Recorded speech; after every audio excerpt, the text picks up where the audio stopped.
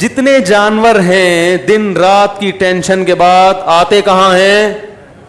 ٹھکانے میں، آشیانے میں. انسان کے لیے بھی اللہ نے گھر بنائے ہیں. قرآن کے الفاظ ہیں جعل لکم من بیوتکم سکنا، کہ اللہ نے تمہارے لیے گھروں کو رہائش کی جگہ بنایا. سکنا جو ہے نا یعنی رہائش کی جگہ. اور اللہ نے یہ بھی فرمایا گھر بنتا ہے ریلیشن سے. جعل لکم من انفسکم ازواجا لتسکنوا الیہا، اللہ نے تمہارے لیے جوڑے پیدا کیے تاکہ تم سکون حاصل کرو. تو نکاح ہوتا ہے، گھر وجود میں آتا ہے، اور اللہ نے بتایا کہ یہ جو تمہارے گھر میں آئی ہے اس سے تمہیں کیا ملے گا؟ سکون ملے گا. تو پتہ چلا یہ تو سارا پروسیس ہے کس کے لیے؟ سکون کے لیے بھائی. اور ہمارے ہاں زیادہ تر ٹینشنوں کے واقعات گھروں کے ہوتے ہیں. جن کے گھر نہیں ہیں وہ سکون سے ہیں، اور جن کے گھر ہیں وہ ڈپریشن کی گولیاں کھا رہے ہیں. تو اس کا مطلب معاشرے میں کوئی بہت ہی الٹا کام ہو رہا ہے جو بالکل فطرت سے ہٹ کر ہے. کیا ایسے یار کیوں سمجھ میں کیوں نہیں آ رہا؟ دیکھو روٹی پیٹ بھرنے کے لیے ہے نا، روٹی سے پیٹ نہیں بھر رہا، مطلب وہ بہت ہی کچھ ایسا چیز آپ نے کھائی ہوئی ہے، یہ کچھ ایسا لائف اسٹائل ہے کہ آپ کا تو میدا ہی الٹا کام کر رہا ہے. ارے کسی کمبخت کی پانی سے پیاس نہ بجھے، چلو کولڈ ڈرنک سے نہیں بجھ رہی پیاس، سمجھ میں آتا ہے یار کولڈ ڈرنک نہیں بجھ رہی، تو کولڈ ڈرنک تو اللہ نے پیدا تھوڑی کی ہے پیاس بجھانے کے لیے. کسی کی بجھتی ہے کسی کی نہیں. بعض لوگ کولڈ ڈرنک پیتے ہیں نہیں بجھتی. چائے سے نہیں بجھ رہی، سمجھ میں آتا ہے. دودھ سے نہیں بجھ رہی، پانی سے تو بجھنی چاہیے نا. کمبخت کی پانی سے پیاس نہیں بجھ رہی، اس کا مطلب باڈی میں تھوڑا بہت فالٹ نہیں ہے. میرے یہ سمجھانے سے بھی اگر سمجھ میں نہیں آ رہا تو تھوڑا بہت فالٹ نہیں ہے. اتنی اچھی مثال دے کے بھی اگر سمجھ میں نہیں آ رہا تو میرے بھائی جن کی نہیں آ رہا، یہاں تھوڑا سا فالٹ بہت بڑا فالٹ ہے، بہت بڑا فالٹ ہے. میں نے وہ بیان ریکارڈ کروایا تھا نا کہ عورتیں بچے پیدا کرنے سے صحت اچھی ہوتی ہے، خراب نہیں ہوتی. وہ پورا میں نے پورے ڈاکٹروں کی رپورٹیں بھی پیش کر دی جو نوبل پرائز ڈاکٹر ہیں یو کے کہ عورت کا حمل روکنے سے بیڑا غرق ہوتا ہے، موٹاپا آتا ہے. اس میں بھی میں نے یہی دلیل دی کہ جو چیز نیچر ہے وہ صحت کے لیے اچھی ہوتی ہے، خراب تھوڑی ہوتی ہے. وہ میں نے کل اپنا کلپ دیکھا، اس کے نیچے جو لوگوں نے الٹی سیدھی باتیں کی ہیں. ارے تم دلائل کو نہ سمجھنا چاہتے ہو نہ ماننا چاہتے ہو، تم انگریز کے پٹھو ہو، کمبختوں، تم دم ہلاتے رہو ساری زندگی. تمہارے اندر، آپ کو نہیں کہہ رہا جو اس نے کمنٹس کیے تو اس کو کہہ رہا ہوں، تمہارے اندر سوچنے سمجھنے کی صلاحیتیں ختم. تمہیں جو لائن پہ لگا دیا نا 2 بچے تو بس تم اسی پہ لگے رہو، برباد کر دو اپنی بیویوں کی صحت بھی، اپنی صحت بھی، اور اپنا خاندان بھی تباہ کر دو. بچے تو ہوتے ہی 2 کے بعد ہیں، گھر تو بنتا ہی 2 کے بعد، تو بچوں کی شروع ہوتے ہیں کہ جن کا ایک گیدرنگ ہوتی ہے، آپس میں کھیلتے ہیں. تو بس ایک لائن پہ لگا دیا، بس اسی پہ سب چلتے چلے جا رہے ہیں. تو گھر کس کے لیے بنایا اللہ نے؟ سکون کے لیے. ایک گھر میں سکون نہ ہو تو چلو بات سمجھ میں آتی ہے کہ بھائی کبھی کبھار ہزاروں میں کوئی ایک بیمار بھی پیدا ہو جاتا ہے نا. ہر گھر میں لڑائیاں، ہر گھر میں بے سکونی، لاکھوں میں ایک آدھ گھر ہوگا جس میں سکون ہوگا. بھائی کم بہت بھائی سے بات نہیں کر رہا، بہن بہن سے بات نہیں کر رہی، جٹھانیاں، نندوئی، ساسیں، وہ تو ایک مستقل ٹاپک ہے. باپ اور اولاد میں نہیں بن رہی، ماں بیٹی میں نہیں بن رہی، میاں بیوی میں نہیں بن رہی. تو اس کا مطلب ہے کہ معاشرے میں کوئی چھوٹا موٹا فالٹ نہیں ہے بھائی. یہ تو جانور پھر ہم سے اچھے ہیں. کیا خیال ہے بھائی جان؟ ہم سے اچھے جو پھر کبوتر نکلا، چڑے نکلے ہیں بھائی. ہمیں آفس میں سکون مل رہا ہے، گھر میں نہیں مل رہا. یہ تو بہت بڑا فالٹ آ رہا ہے معاشرے میں، اور یہ ان میں تو بہت ہی زیادہ ہے جن کی ہم تقلید کرتے ہیں. تبھی وہ تو کرتے ہی نہیں نا، 40 سال تک گھر بناتے ہی نہیں ہے کہ سکون سے زندگی گزرنے دو، 40 سال کے بعد دیکھیں گے. ان کو پتا ہے کہ اگر پہلے سے کر لیا تو عذاب میں آ جائیں گے. تو اس کا مطلب اس معاشرے میں ہم سے بھی زیادہ ٹیکنیکل فالٹ ہے، کوئی بہت بڑا فالٹ ہے. تو وہ فالٹ کیا ہے؟ کیا خیال ہے؟ سمجھنا چاہتے ہیں؟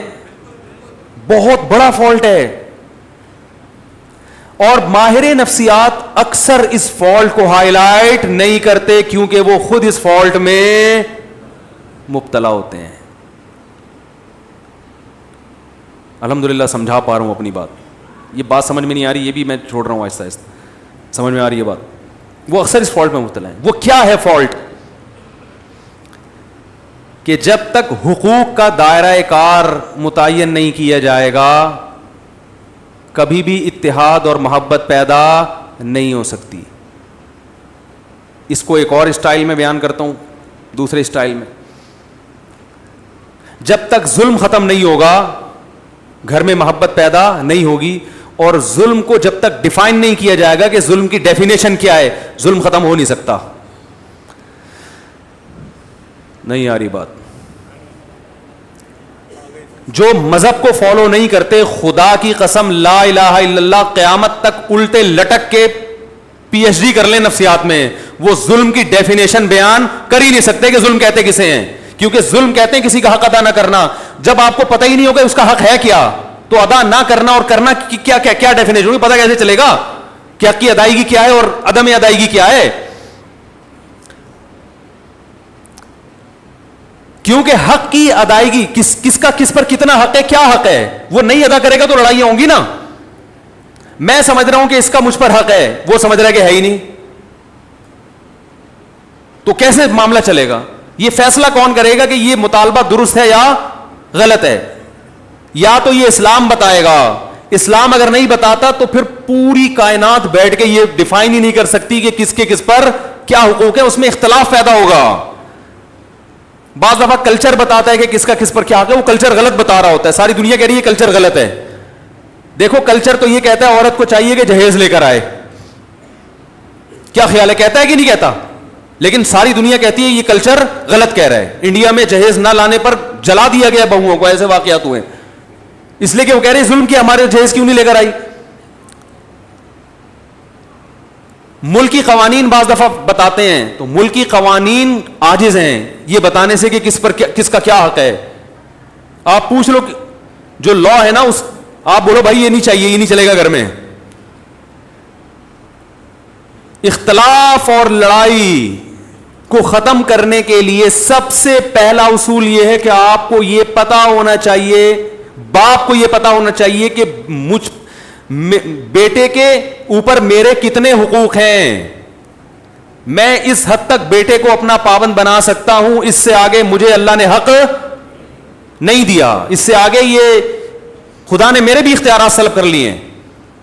شوہر کو پتا ہونا چاہیے بیوی کو میں اس حد تک اپنا پابند بنا سکتا ہوں, اس سے آگے کام میں اس سے بولو بھائی نہیں لے سکتا, یہ میرا رائٹ ہی نہیں ہے. عورت کو پتا ہونا چاہیے اس حد تک شوہر سے مطالبات منوا سکتی ہوں, اس سے آگے اللہ نے باؤنڈری کھینچی ہوئی ہے, مجھے آگے جانے کی اجازت نہیں ہے. ساس کو پتا ہونا چاہیے اس حد تک بہو میری خدمت کرنا اخلاقی ذمہ داری ہے, وہ بھی یہ پتا ہونا اخلاقی ہے یا قانونی, یہ بھی پتا ہونا چاہیے. کچھ چیزیں اخلاقی ہوتی ہیں, قانونی نہیں ہوتی. اخلاق کا دائرہ کار اخلاق کی حد تک ہی ہوتا ہے. ارے پڑوسیوں کو پوچھنا اخلاقی ذمہ داری ہے نا, آپ نہیں پوچھ رہے تو کیا وہ کیس کر سکتا ہے آپ کے خلاف؟ بھائی حدیث میں آتا ہے کہ وہ شخص مومن نہیں ہے جو خود پیٹ بھر کے کھائے پڑوسی بھوکا سوئے.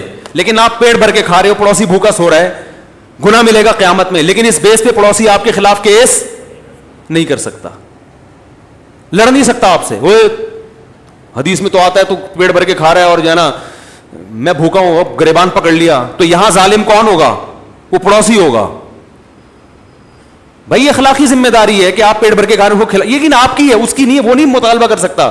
کچھ چیزیں اخلاقی ہیں, لیکن ہمارے ہاں کس کا کیا حق ہے یہ یونیورسٹیوں میں نہیں پڑھایا جاتا. ماہر نفسیات کو پتہ ہی نہیں ہوتا کہ حق کیا ہے, تو بیچارہ گائیڈ کیسے کرے گا؟ ہائے ہائے کیسے سمجھائیں. ماہر نفسیات بیچاروں کو پڑھا ہی نہیں ہوتا. اسلام پڑھیں گے تو پتہ چلے گا نا.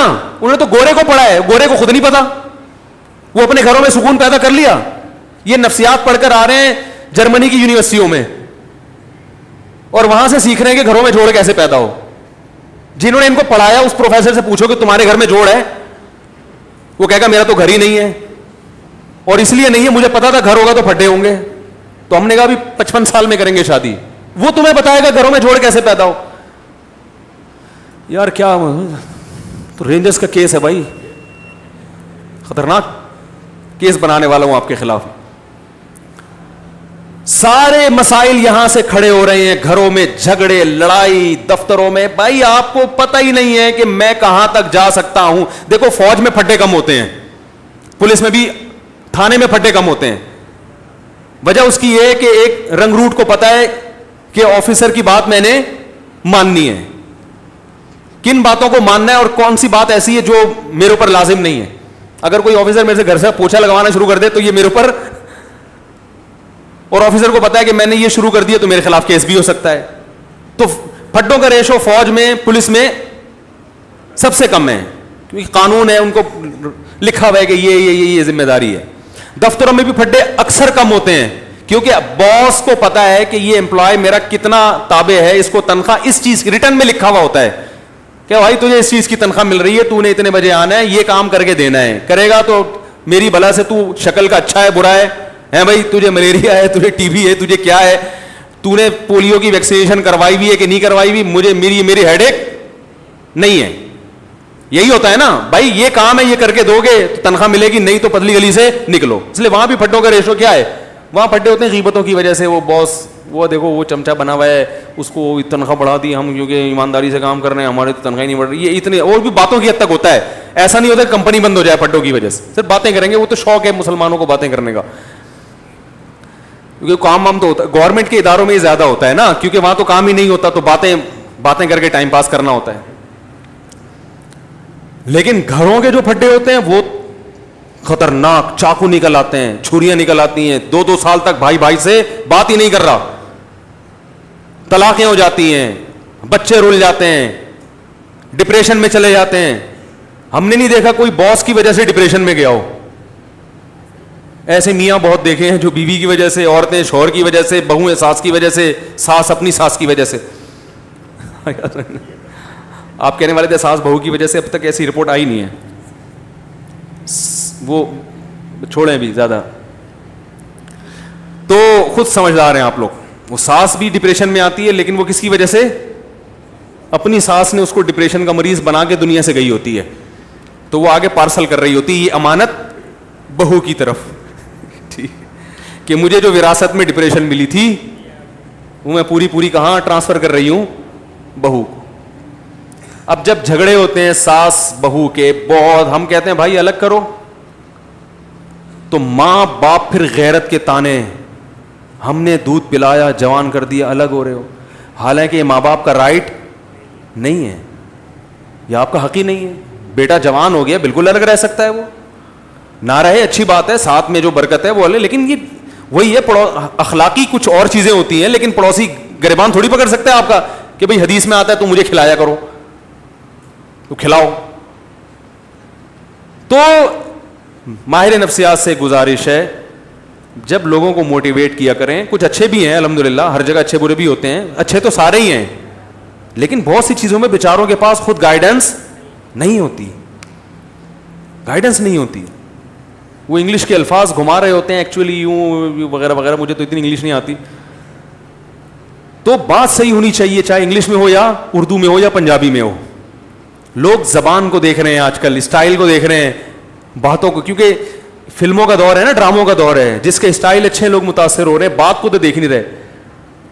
بات بھی ہو اسٹائل بھی ہو پھر مزہ ہے. کیا خیال ہے, بات بھی ہو اور اسٹائل بھی ہو, اور اگر اسٹائل نہیں ہے تو بات کو زیادہ فوکس کرنا چاہیے. اسٹائل کی اتنی ویلیو نہیں ہے, لیکن بات بہرحال صحیح ہونی چاہیے.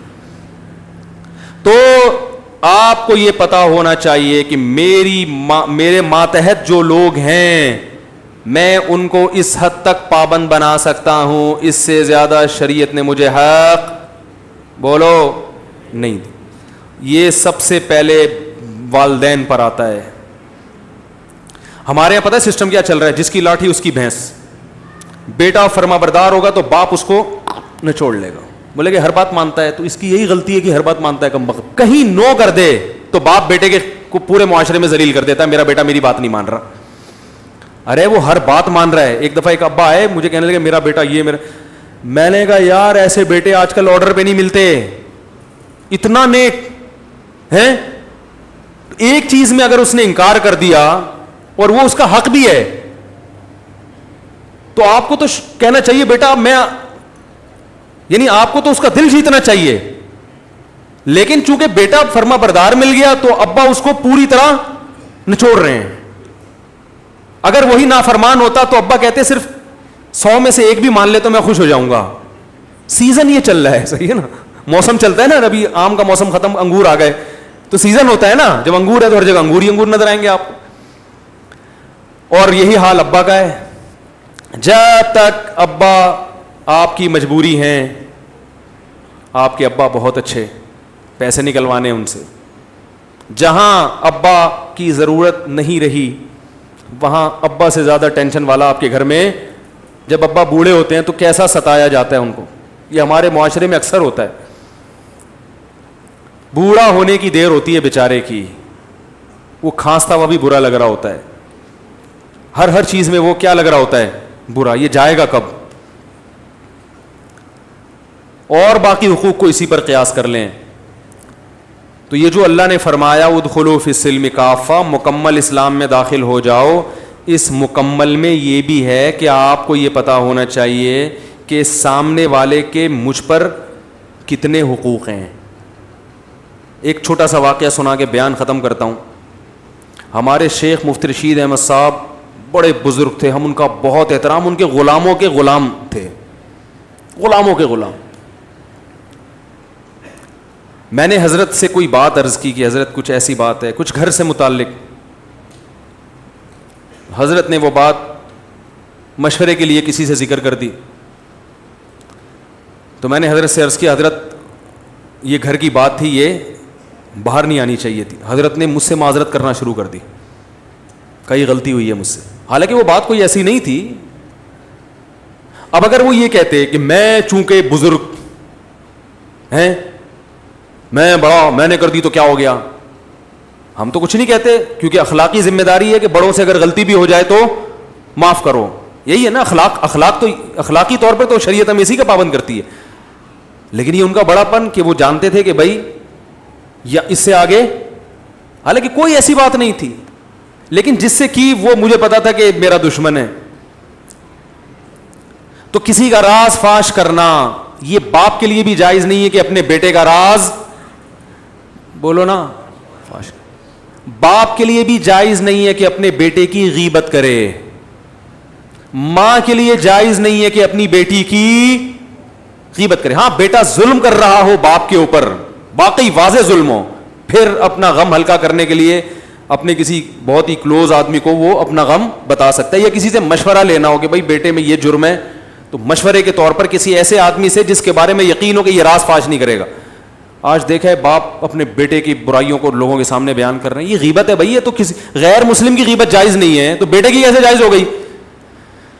بہت مشکل ہے. بیٹے کی غیبت بھی جائز نہیں ہے, ماں کے لیے بیٹی کی غیبت بھی جائز, اور بیٹے کے لیے باپ کی تو اور زیادہ گناہ ہے. لیکن یہ گھروں میں ہو رہا ہے. جب بیٹا سنے گا کہ میرا ابا فلاں فلاں کو پکڑ کے میرے بارے میں برائیاں کر رہا ہے, تو اس کا مطلب پھر گھر میں سکون, بولتے کیوں نہیں ہو سکتا, پھر نہیں ہوگا. اس کے دل میں ایک نفرت کے جذبات پیدا ہوں گے. ہم تو یہی کہیں گے بھائی باپ ہے صبر کرو, لیکن بہرحال نفرتیں پیدا ہوں گی اور لڑائیاں ہوں گی. پھر جب باپ کو سمجھایا جائے اور وہ تکبر میں آئے کہ نہیں میں نے کر دی تو کیا ہے, اس کا مطلب فالٹ کہاں ہے, آپ میں ہے. سمجھ رہے ہیں ٹیکنیکل فالٹ کس میں ہے؟ اس لیے اسکرو پانے لے کے بیٹھا کریں, جہاں کہیں فالٹ نظر آ رہا ہے اس کو فوراً ٹائٹ کروا لیں. اور یہ علماء سے ٹائٹ ہوتے ہیں, فوراً پوچھیں حضرت اس میں بتائیں غلطی پر کون ہے. تو یہ بڑا لمبا موضوع ہے کہ کس کے کس پر کیا حق ہیں, وہ بیان ہوتے رہنے چاہیے تاکہ ہمیں پتہ چلے کہ ہمیں یہ تو ہر آدمی اس چکر میں کہ فلاں کے مجھ پر فلاں پر میرے کیا حقوق ہیں, اس میں تو پتہ ہے سب, ہر آدمی اس کو نچوڑنے میں لگا رہتا ہے. لیکن میری باؤنڈری کہاں تک ہے؟ ماں باپ کہتے ہیں, مجھ سے اکثر فون آتے ہیں کہ والدین کے حقوق پر پلیز بیان کریں, آپ والدین کے حقوق پر بیان کریں. اور اتفاق سے میں کر دیتا ہوں اولاد کے حقوق پر. بعض دفعہ ایسا بھی ہوتا ہے, وہ کہتے ہیں یہ کیا بات ہوئی, میں کہتا ہوں بھائی اس پر بھی کریں گے لیکن ساتھ ساتھ اس پہ بھی تو ہونا چاہیے نا, اس پہ بھی تو ہونا چاہیے, دونوں چیزیں ضروری ہیں. تو اللہ تعالیٰ سے دعا ہے کہ اللہ ہمیں مکمل اسلام میں داخل ہونے کی توفیق عطا فرمائے. علماء نے لکھا ہے کہ استاذ مدارس میں نا شاگرد استاذوں کا بہت احترام کرتے ہیں, لیکن استاذ کے لیے کسی شاگرد کو فاسق و فاجر کہنا جائز نہیں ہے. سمجھ رہے ہیں؟ فاسق و فاجر کہنا جائز, زانی کہنا جائز نہیں ہے کہ یہ الزام ہے. تو اللہ نے ایک باؤنڈری رکھی ہوئی ہے, اس سے آگے آپ کو نکلنے کی اجازت نہیں ہے. کمیٹی ہے مسجد میں تو امام کو کمیٹی سے آگے نکلنے کی اجازت, بولو نا بھائی, نہیں ہے. وہ کمیٹی کا پابند ہے. بعض جگہوں پر ایسے ہوتا ہے امام کمیٹی کو لفٹ ہی نہیں کرا رہا ہوتا, کہتا ہے میں چونکہ امام ہوں, میں چونکہ, وہ چندے کے حساب دینے کے لیے تیار نہیں ہے کمیٹی کو. بھائی جب آپ کسی کمیٹی کے تابع ہیں تو جتنا چندہ آ رہا ہے آپ کے باپ کو بھی حساب دینا پڑے گا. بعض ائمہ, سب نہیں, اکثر تو الحمدللہ صحیح ہوتے ہیں, لیکن بعض جگہوں مسجد پہ کیس آتے ہیں امام حساب نہیں دے رہے, کہہ رہے کون مجھ سے کون ہوتا ہے حساب لینے والا, میں تو مفتی ہوں, میں تو بزرگ ہوں, میں تو فلانا ہوں, میں کیا کرپٹ ہوں. بھائی آپ چور ہوں, کرپٹ ہوں, آپ نیک ہوں.